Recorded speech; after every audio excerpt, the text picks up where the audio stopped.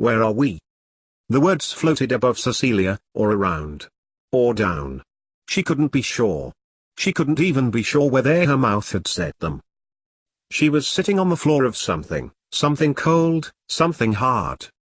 It reminded her of the floor at Durmstrang, where she had sat so many times, thinking about Remus, and his potion, and Harry Potter, of Septimus and Callias, her jailer. Cecilia was aware of her heart beating, dull and rhythmical, as she reached instinctively for the jumper that Petunia had sent via flu nudge to her, on her birthday. Even now, though Petunia eschewed magic, Cecilia was convinced that there was a touch of something about that jumper, for it kept her warm even when the water in her drinking glass had frozen solid. So, they were in Durmstrang. Th thump, th thump, th thump. Lindveld. Again, whether these were thoughts, or words she was not sure. What Cecilia was sure of, however, was that she had gone beyond again, in the company of Lindveld Halen, who was, in fact, Aloysius Lupin. Cecilia felt around herself again. Yes, definitely granite. Then a voice spoke near her ear, warm, and gentle. As she remembered it before, when she had gone to Lindveld Halen's room, when he had asked to perform an experiment together to measure background energies. Were they there, then? No, Lindveld spoke again. I have just determined the location of a suitable memory where we may rest, where I can explain things to you a little better. Cecilia looked around immediately. Sitting next to her was indeed Lindveld Halen, no longer clutching her, as he had been when he had seized her in the Department of Mysteries. No longer headmaster of Hedgewoods. No longer teacher of children. In fact, in reality, Cecilia supposed, he had never been any of those things.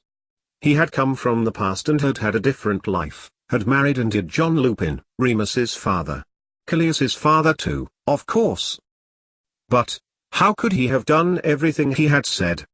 He barely looked older than his early 20s, his eyes framed with curling chestnut brown hair, his long fingers still holding mysterious mythology and the salt tin. Th thump, th thump, th thump. Was that her heart? Or his? And she was beyond again. Here, like last time. She remembered it, remembered the absence of emotion, not fear, not anger, not hate, not affection. It was a perfect place to think rationally. Cecilia tried to get up, but felt her legs buckle under her. Rest here, Lindveld told her, sitting down on the flagstones then patting the ground next to him. I am sure you want to know everything. 88,888,888. Cecilia looked into the hazel-brown eyes of the man she had known as Lindveld Halen, feeling her autoimmune system tell her lungs to breathe deeply. To think that she had been, just now, fighting for her life, and for the life of her son, and now she was beyond, a cog in a plan laid between her new life and her old. You needn't be concerned, Cecilia, he told her, brightly. At least, not yet. And with that, Lindveld began at the very beginning, where he had begun, and what had led him to this point, to be with her. It was a long story, but they had time. You are familiar with the scientist by the name of Schrödinger? His thought experiment about the cat. Alive, or dead, mused Cecilia. And we don't know unless we open the box, so the cat must be both.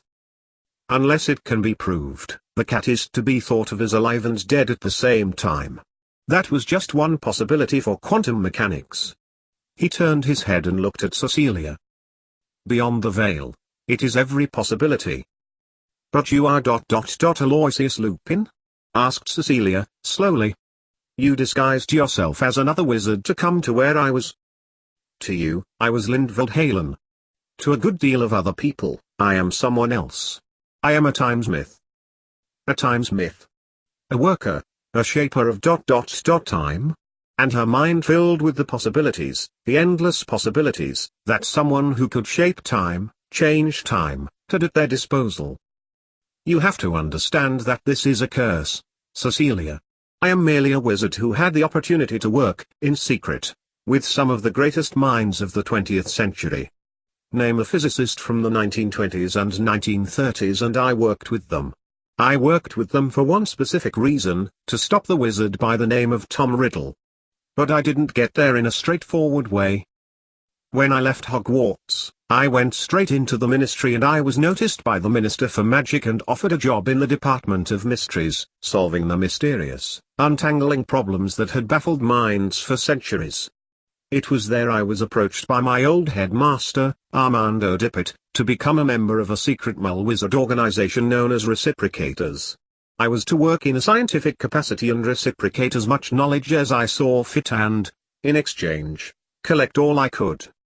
I was young then, no older than 19 or 20, and I was overjoyed at the adventure of working undercover in the Mull world. And, by working as a technician in the Cambridge physics laboratories, I carried out routine work for Niels Bohr, Rayleigh, Max Born, Paul Dirac. They talked about things of wonder, about the universe, and time and space. It was at the same time that, in the very vault that we were in, just then, that I discovered the Time Turner, Salazar Slytherin's Time Turner. Although no one knew that's what it was at the time, it looked like a few pieces of bent metal attached to a chain. There wasn't even an hourglass. It had sat on a shelf in the department for hundreds of years and I was given permission to find out what it was, and how it could work. At Cambridge I had the freedom to work on something of my own. I developed flue powder that Mulls could use, and when I accidentally knocked some of this onto my desk in the Department of Mysteries, the Time Turner sprang to life, and I was transported back to Slytherin's time, whereupon I found I could not get back to exactly where I had left off. I watched him, the night he stalked off over the Highlands, towards Fort William. I followed him, begged him to show me how it worked.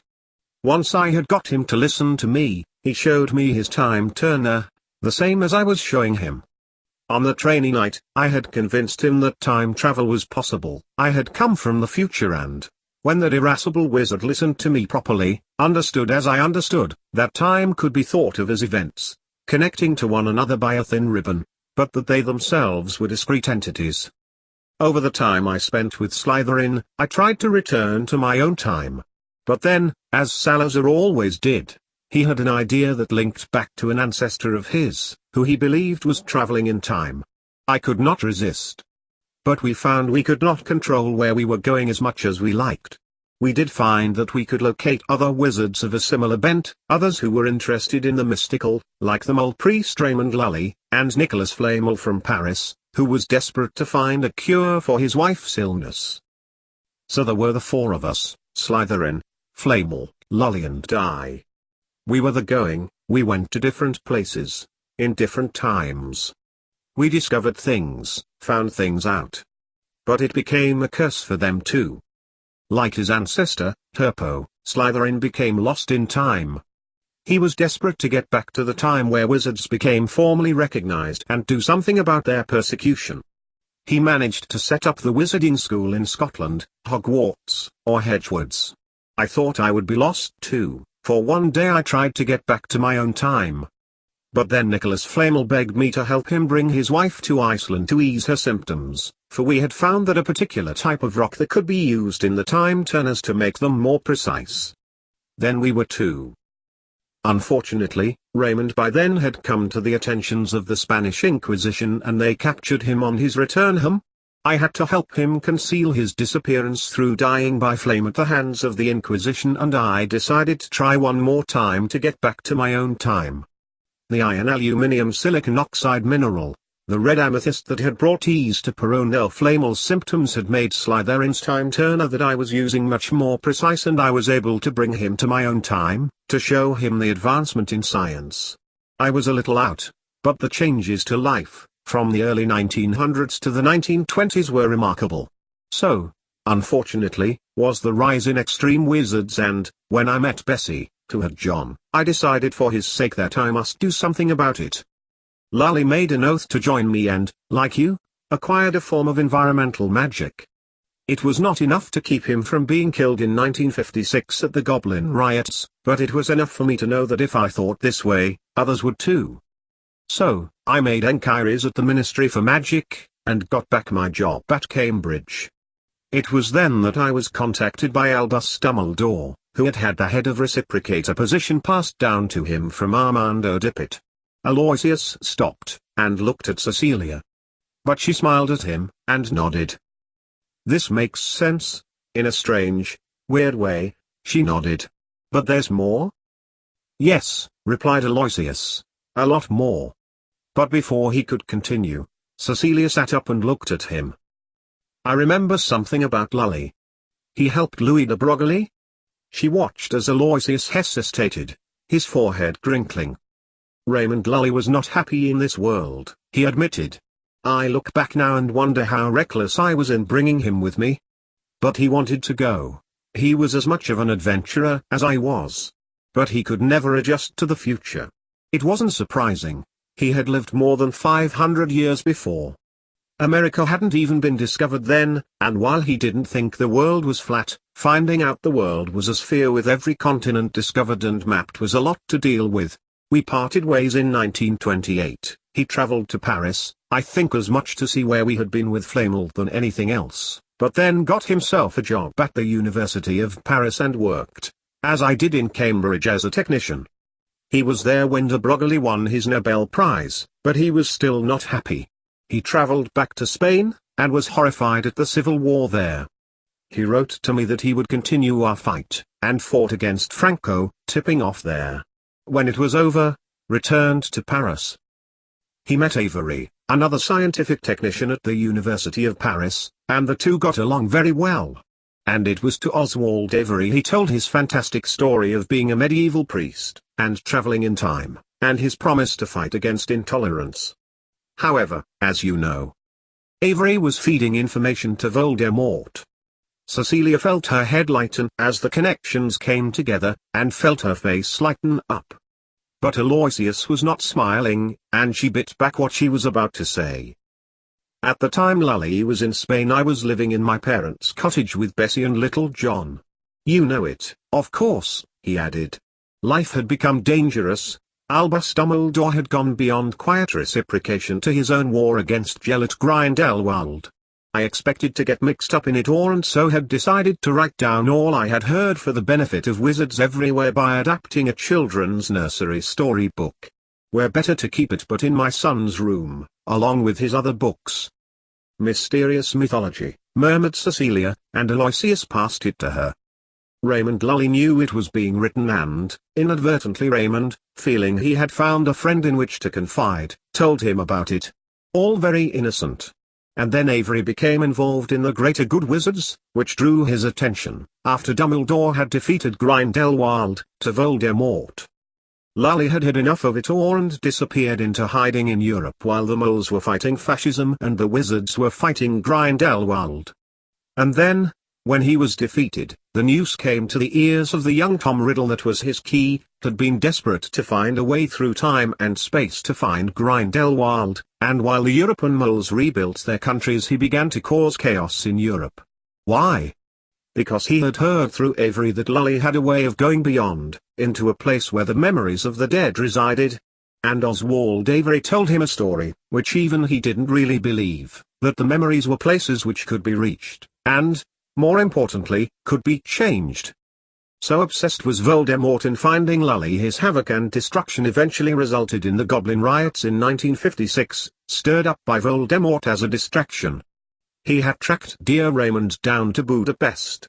But Lully flew away, and had used my non-wizard flu powder warning me of the danger. Shortly afterwards, he was killed. I just about managed to escape from the cottage using the time turner. I promised Bessie I would be back, and John promised to keep mysterious mythology safe, though he didn't really understand the trouble I was in, and certainly didn't understand why his old nursery book was so important. But, I got things wrong, I am sorry to say. Dumbledore once said that only bad things happen to wizards who play with time. I was never playing. But, asked Cecilia, shaking her head. If you worked with those scientists at the turn of the 20th century, and then you came back, and picked your life back up where you started. She paused, taking in his beautiful features, clear skin, bright eyes, no sign of age. That means you are nearly 90 but you look so young.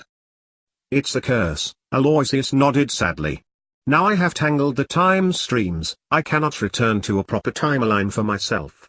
I am Schrödinger's paradox, and as a result, I am getting younger as time progresses ever on to the future. Albus Dumbledore was quite right, wizards should not meddle with time. I may look young but my body knows its true age and I am close to my end. One day, no more. And at once, Aloysius Lupin looked his age. The experience of the years crossed through his body like an X-ray image, put in front of the eyes and taken away again. He was a timesmith. His smithy was time and space, and yet his trade was destroying him. You were very loyal to Remus back there, Aloysius said, after a time. When he wasn't the person you thought you knew. It was difficult, Cecilia conceded. But I married him, I had to not be led into temptation. She closed her eyes. Aloysius Lupin was beauty personified. How often he had made her catch her breath. How often had his figure, walking down Durmstrang's corridors, caused her to miss a step. And despite this, it was during these struggles, you assisted in my experiment. It was one designed to verify I had the correct Cecilia Frobisher, from the multitude that existed. Memories branch close to one another, so I knew I was in the correct sector. But there was no room for miscalculation.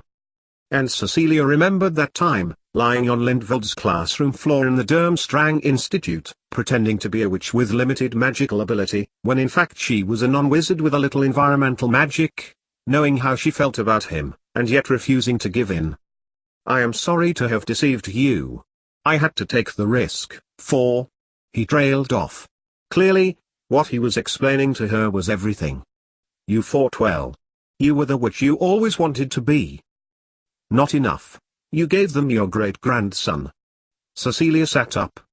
The ceiling of the memory she was in seemed to rise further than she could see, even though her legs were still on the solid granite of what appeared to be Durmstrang. What now? She asked. It's your choice. What would be the thing you want best of all? To have her son back, Cecilia thought, to be with Remus, her Remus. Despite his lycanthropy, despite the death and destruction back where she came from. I just want to go home. I thought you would say that, said Aloysius. Do you remember what happened the day Draco Malfoy discovered your hiding place at Privet Drive? When Petunia Dursley tried to fight off the Dementor sent by Tabitha Penwright. Cecilia nodded. It had led her to the hospital, and then to Grimmauld Place, and then to the Ministry. And then to the new place, where things were different. Where there was no Voldemort. A Dementor had come, and her past miseries had filled her mind. She had felt useless and worthless. The Dementor came, Cecilia echoed. Dementors are one of the foulest creatures of this world, and your soul is what they ultimately want, to feed on, for energy. But few people know that they have a second function, one which is a byproduct of their feeding process. They keep order beyond, where we are now. When I knew you were going to try to escape from Privet Drive, I instructed Tabitha Penwright to set one loose on you. To any other Ministry employee, Dolores Umbridge included, it would just look like she had used a heavy-handed approach to deal with the person wanted by them. What did happen next was not supposed to happen. When the Dementor desealed you, it did not destroy you. You were inextricably linked to me. Draco Malfoy recognized you. From that moment, the Dementor changed your timeline and you were able to access this dimension and bring about what you have done, or will have done, or are about to do. He looked across to her, kindly. In short, the Dementor inadvertently provided you time to work on Harry Potter's potion and, at the same time, provided a channel through which Gellert Grindelwald and Albus Dumbledore, who have caused so much horror and misery, to leave. They are here too. They are vital to my part of the plan. Tabitha and myself have made a good team, a unique team. I could not have done that without her. We need you, Cecilia, but it is risky. And Septimus? The question hung between them for many minutes. I cannot say, replied Aloysius Lupin. I cannot tell you his fate. Cecilia closed her eyes. And then her mind rested on the one Lupin who had constantly dogged her life, for nearly 13 years, in the old place. As much as Aloysius reminded her of the gentle and sensitive Remus, who she had fallen in love with, Callias's overarching mind was also in him too. My time turner was recovered and placed in the Department of Mysteries. It is the one that Tabitha Penwright in her world used to access here, the beyond, the first time, the one that, in the place you come from, Vincent is trying to get hold of for his master, Lord Voldemort. You have a choice, Cecilia. You can go back to your own world, go back to the cottage and live quietly for the rest of your days. Or you can take these, and go and win the fight back in the Department of Mysteries. That is where Grindelwald and his Dumbledore will be going, with the non-transmutable objects. Either way, replied Cecilia, glad that emotion was absent from where they were. Remus is dead, and you can't guarantee Septimus's life, either. The silence that filled the space between them seemed to grow quickly, towering over her, like a forest of trees in a film that grow in seconds to illustrate time passing slowly. She looked at Aloysius again. He gave up the chance of seeing his family too, when he chose to escape from Voldemort. And yet, he had chosen her to do what she could at the time, was giving her the chance, with the Albus Dumbledore's machinations and sleights of hand, to help Harry Potter succeed in eliminating Lord Voldemort for all time. You never got back to her? Cecilia said, at last. To Bessie. My work is not over, I am still on that journey. Lindveld nodded. I found out about my family, of course. I knew John had married and had 2 sons. But no. I was condemned the moment I mishandled Salazar Slytherin's time turner. And then, into her other hand, as if to sway the matter, Aloysius pressed another vial. At that moment she remembered something else. The lycanthropy cure that she had been desperately sought to develop for Remus, that depended on ingredients needed in Harry's potion, had been developed by the Severus Snape in the new place. And a sprig of help in the winter of her despair over her loss of Remus sprang up in her mind. My work will never be over, until I cease to be, Cecilia Frobisher. In our world reciprocators began, in secret, in the 18th century, but that was the failure. Mole-wizard cooperation had happened ever since the Great Witan in the 9th century that declared there should be divisions, for the health of moles. It was the first place we, as the going, went back to witness, to see the great king declare this. That was what caused Salazar to decide on teaching the work of wizards, to make magic an art, the art of the wise wizards working to keep their skills going, to refine and improve them. We worked in secret, we all had roles. But what linked Nicholas Flamel's alchemy and creation of the Philosopher's Stone from the Icelandic rock for Peronel, Slytherin's refinement of spells and the creation of Hogwarts, Ramon Lully's mysticism and his desire for peace was my invention. From his neck, on the chain, she could see the time turner that he had used when they all passed through the veil, and to every memory since. This was his place, to some extent. He had conquered time and space. But the limit was what to do with it. Timesmith, I was named, Aloysius continued, and there seemed like there was nothing we couldn't do. We worked hard, we created where the memories go, a 5th dimension, yet dimensionless, here. But by leaving that night, it went wrong, I took it too far. I thought I knew what I was doing, but there was my limit, and this is my curse. Aloysius reached out and took one of Cecilia's hands, the look of pain on his face almost unbearable. She held on to it and at once, understood what he had given up, too, to fight against Voldemort. I met Remus's grandmother and we married. I had to keep real name of Lindveld Halen a secret. Now Raymond had given it away to Oswald Avery.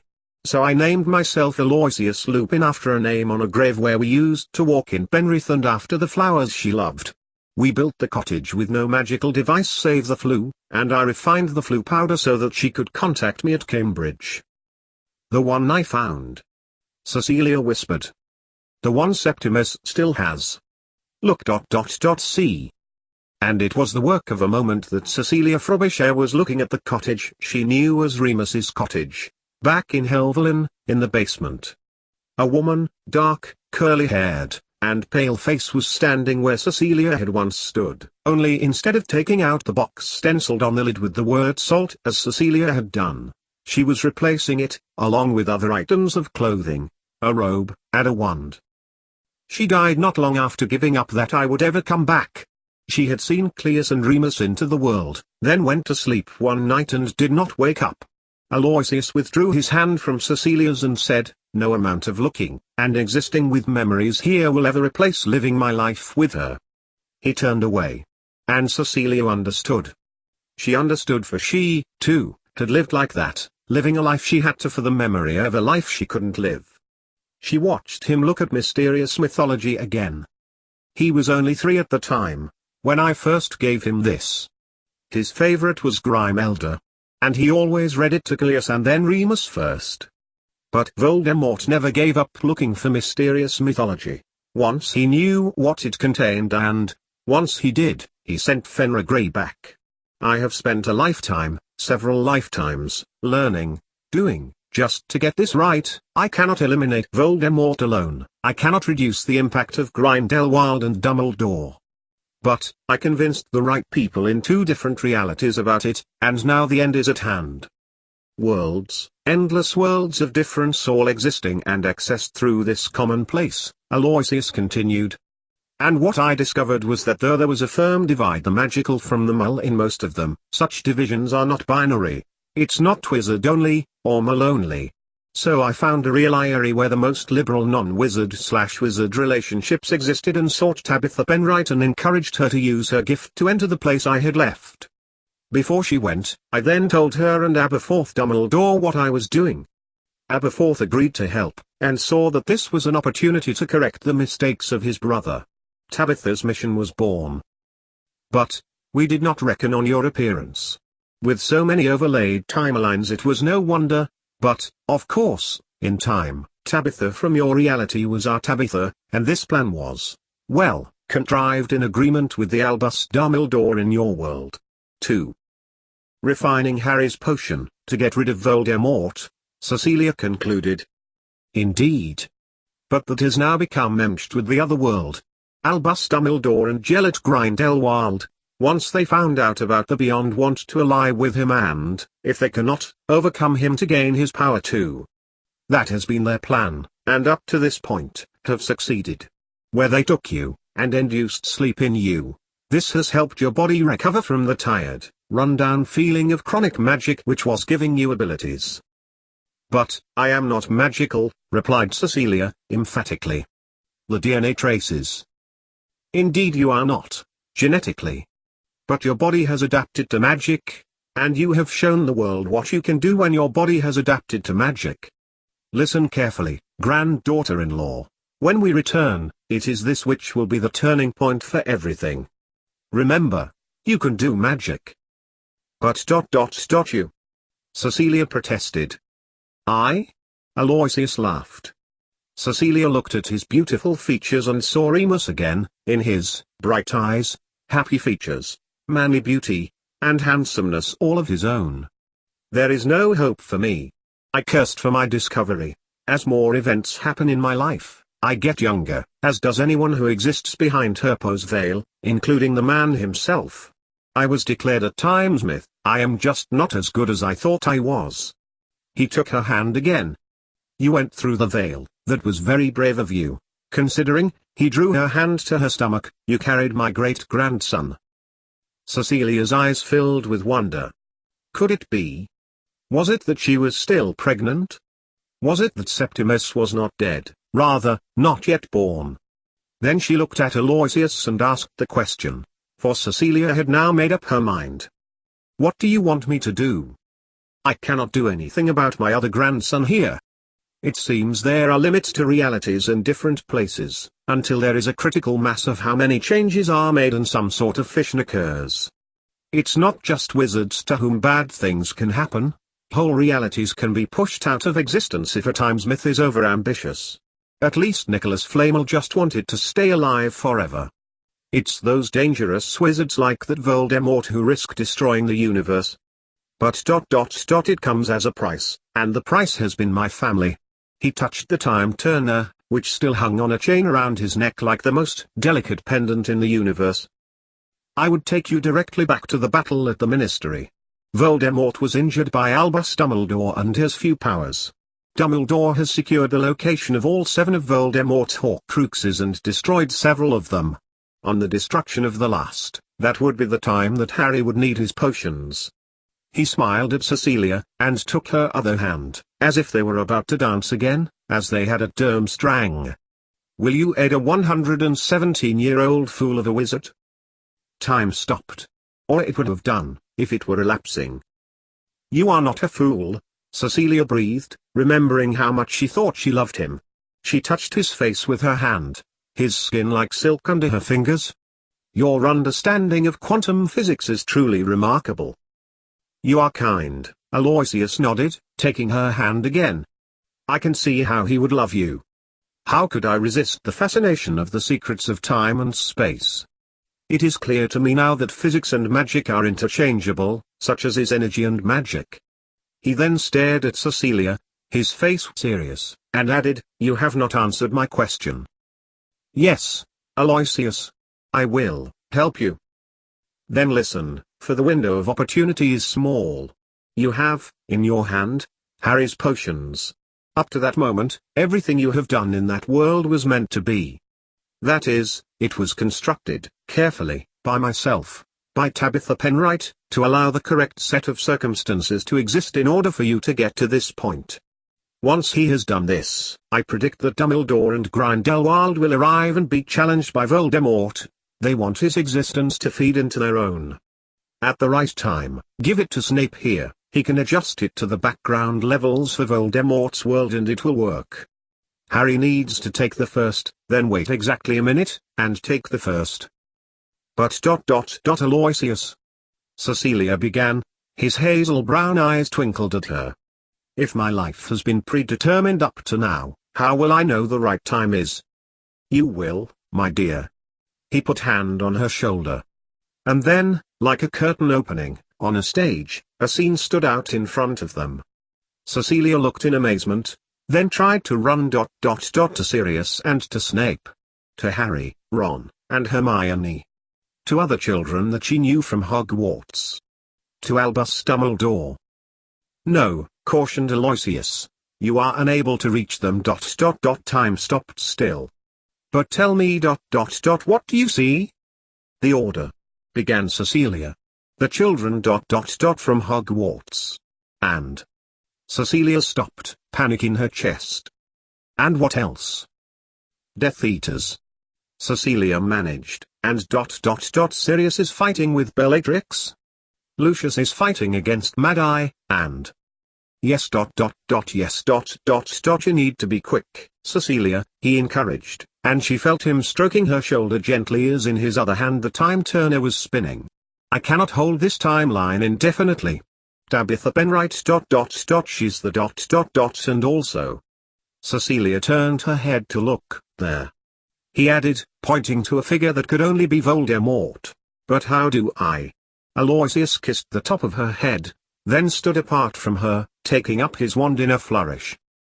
"Have faith," he declared, and, moving his arc in diagonal action, brought them back to the Ministry.